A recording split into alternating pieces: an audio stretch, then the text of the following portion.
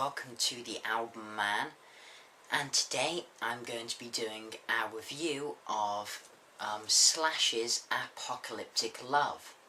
So this is the ex-Guns N' Roses guitarist Slash's second solo album, with the first being Slash and Friends, released in 2010, and this is going to be released on, this is being released on May the 22nd, 2012. And the rest of Slash's band consists of the incredible Myles Kennedy on vocals, who is the singer for Alter Bridge, which is an amazing band if you don't already know them. And in my opinion, I think Myles Kennedy really does have the best voice in modern rock. Then we have Todd Cairns on bass, and Brent Fritz on drums. And the full name of the band actually is Slash featuring Myles Kennedy and the Conspirators. So, this has been my most anticipated album of 2012, but does it live up to the hype? So let's go through the track listing. Apocalyptic Love, One Last Thrill, Standing in the Sun, Your Lie, No More Heroes, Halo, We Will Roam, Anastasia, Not For Me, Bad Rain, Hard and Fast, Far and Away, Shots Fired, and if you've got the fan pack edition, then you get the bonus tracks of Carolina and Crazy Life. But we're not going to be reviewing them because we're just going to be reviewing the standard album today. So, Apocalyptic Love is the first track on this album. It starts out with a nice wah-wah laden intro riff from the almighty Slash. And Myles certainly doesn't want to feel left out, and soon his incredible vocals start. This song has a really nice up-tempo groove to it. Of course, one of the main points of this song is Slash's nice little wah-wah solo. And the chorus is really great as well. It's certainly catchy, and overall, it's a really nice opening track. And lyrically, it's about, as 2012 comes to mind, calendar is meant to be the apocalypse. It's about the apocalypse and what you would do on your last night on Earth. Then we get to One Last Thrill, and this has more of a boogie style about it, and you can definitely hear a sort of a Chuck Berry, Rolling Stones influence in there. And lyrically, it's about working a 9-to-5 job and finding it dull and repetitive, just not feeling satisfied with it. Mainly though, it's about enjoying life when you're young, and it's a great song. Slash's guitar is particularly superb on it, and the chorus is very nice as well. So far it's a great start to the album, really good start. Then we get to Standing in the Sun, and this starts out with a pretty cool intro groove. I really like the rhythm guitar Slash plays in this track, really good rhythm. And the highlight of this song now has to be the superb chorus. This song is about being pessimistic, and the chorus is definitely one of the best on the album. I think the song should be released as a single. It's one of my absolute favourites on the album. It's everything you want from a Slash song, a very catchy chorus and a nice guitar solo. Then we get to Your Lie. This is the main single from the album, and I did do a track review of it, and I wasn't too impressed when I heard it originally. It has grown on me though, and it starts out with a really strong riff, and Myles' voice sounds so good in the verse. The song nicely builds up to, pretty good chorus, and I'll say that, this track, it isn't the strongest on the album, but still, it's a really good song, and I do enjoy listening to it. The solo especially, very good in this song. Again, another very strong song. Then we get to No More Heroes. This starts out with a really nice melodic lead riff, reminiscent to me of the intro of Sweet Child of Mine. The song certainly starts out slow, and it covers themes of people's disillusion with politicians. And the melodic riff that appears at the beginning certainly appears throughout the song, and it's very nice. The chorus, it's truly great. This is one of the strongest songs on the album, and it excels truly in all respects, especially guitar wise, with the wonderful melodic line and nice solo. Then get to Halo, and this song is about when life starts to get a bit dull, a bit like One Last Thrill. And the melody for this song was created by Slash when he had an afternoon off while touring in Madrid. He went down to the pool in a next door hotel and he had some music playing. Not rock music though, just whatever music they were playing, and he just had this melody stuck in his head, and the song has a slight Latin influence to it because of this. And song, music-wise, it's really great, and Slash's amazing virtuoso abilities save this song, as otherwise it would have been very poor indeed. The chorus is very lackluster on this song, and it really doesn't capture your imagination.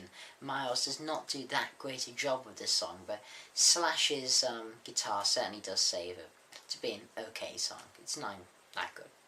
They get to We Will Roam, and this is written by Slash on a baritone guitar, and if you don't know what that is, it's like a 6-string bass, to be honest, you know, a deep guitar.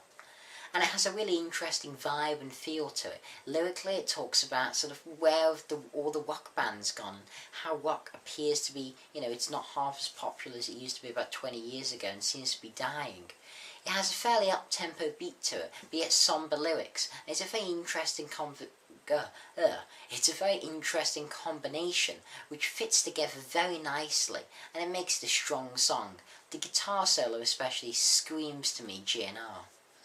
And yeah, it just sounds very Guns, and I like that a lot. It's one of the best solos on the album, and it is superb, as well as a very catchy chorus, and it is one of my favourites on this album. Then we get to Anastasia, and this starts out acoustically and very beautifully. Slash certainly shows his appreciation of classical guitar, and it really is beautiful. Now, this being Slash, that soon roars into an outstanding guitar melody lead line, and then gets heavier with a riff reminding me of stuff from Appetite for Destruction a bit. And then, you know, Myles' excellent vocals on top. It then transcends into a magnificent chorus that truly soars like a blackbird flying away. Little Alter Bridge reference there. And musically, this song is the best on the album, coming at about 6 minutes. It has the best solos on the album, 2 solos on it, and they're great classic melodic signature Slash solos. I think they are the greatest solos he has written since leaving Guns N' Roses, and Slash has proven that, you know, he is still the king. Combined with Myles' vocals being on absolute top form and great lyrics about someone who is on the run and has to say a last goodbye, this is the best song on the album, truly is the opus in Slash's solo catalogue. Then we get to Not For Me, and this starts out slowly with Myles' voice gently over the top. It sounds very like Alter Bridge, and if I'd never heard this song before, I would say it was Alter Bridge hearing it for the first time and not knowing it was Slash. Now, that's certainly no bad thing. I'm a massive Alter Bridge fan, and Myles, I would say, dominates this song more than, you know, the other songs are very Slash dominated. And this song's about waking up one day and coming to the realisation that the life you're living just isn't for you. It's, you know, as it says, not for me. Yeah, it's a really outstanding song, and yeah, it really does stand out. Then you get to Bad Wayne, which starts with a dark, sort of funky-ish riff to it. And again, this song has a great chorus, and you wonder why this wasn't the main single.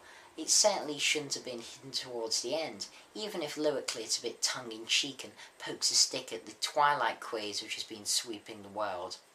And Slash again, he uses wah-wah to great effect in his solo. I find that in general in music, wah-wah is way overused, but Slash certainly knows how to use it just perfectly. Not too much, but not too little. Really uses wah-wah to good effect here.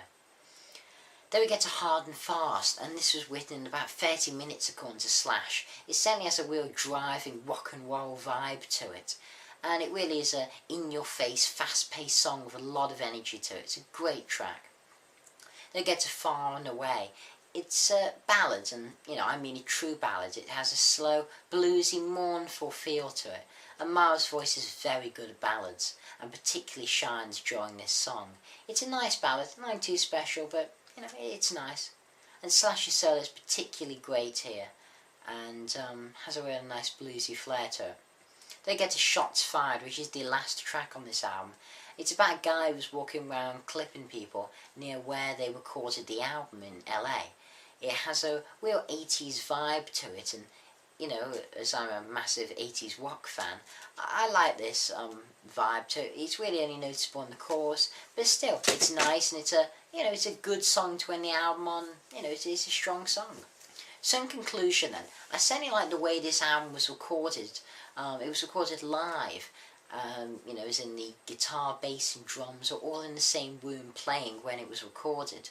And it gives a real energy to the album, which I find is lacking from a lot of rock albums nowadays. For example, as good as Van Halen's A Different Kind of Truth is, I found that it did have a bit of a sterile sound to it and it was overproduced.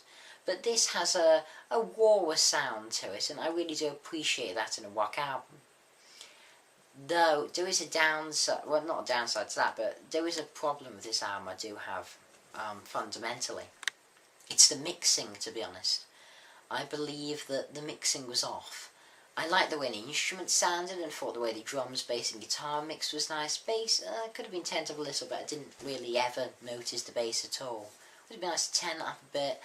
But the main thing, Myles' vocals were way too quiet. They really were. They need to be turned up. With a vocalist such as Myles Kennedy, you really want his voice to soar over the music. Now, I do understand this is Slash's solo album, but, you know, it is featuring Myles Kennedy, and, you know, he's got such a great, strong voice. It deserved more prominence and more definition than it was getting. I think if they turned it up, it would have made it a better album. It's still a great album. But, yeah, the mixing did sound a bit off to me. I'm sure, you know, you have your own opinions about it, but I just thought it wasn't quite right, and the vocals should have been turned up more. Anyway, I'm going to give Slash's Apocalyptic Love an 8 out of 10. It's a really great album, and Slash's guitar work is superb. Myles' voice is wonderful, even if it is quiet, and overall, I enjoyed this album. It's a great album, and yeah, it's an album of the year contender. You know, as I said, the main criticism I have, well, I suppose another main criticism I have is that the choruses weren't quite as good. Even things like No More Heroes, which is, you know, it's a good song. It doesn't have that catchiness where it goes round in your head, for example, like Alter Bridge's Ties That Bind from their album Blackbird. Still, I enjoyed this album and I would recommend it to any rock, Guns N' Roses or Slash fan. So yeah, this has been the Album Man. Hope you enjoyed. Comment, rate, subscribe. Hope you like my Slash poster and Slash pin if you didn't notice. But yeah, so this has been the Album Man, and as usual, long live rock and roll.